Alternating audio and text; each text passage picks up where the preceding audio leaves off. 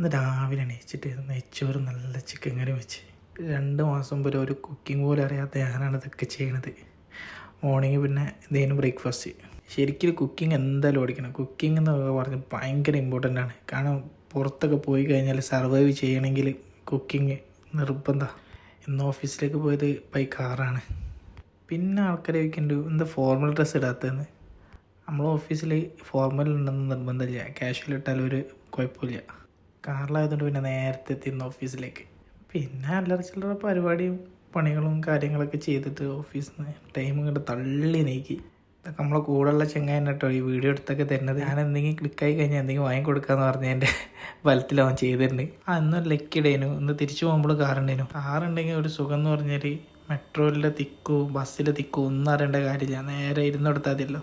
Metro പോകണോ കാറിന് പോകണോ ടൈമൊക്കെ ഒരേപോലെ തന്നെയാണ്. ഈവനിങ് പിന്നെ ജിമ്മിനൊക്കെ പോയി. ഇൻഷാ അല്ലാഹ് നാളെ മുതൽ നല്ല തിരക്കേക്കും.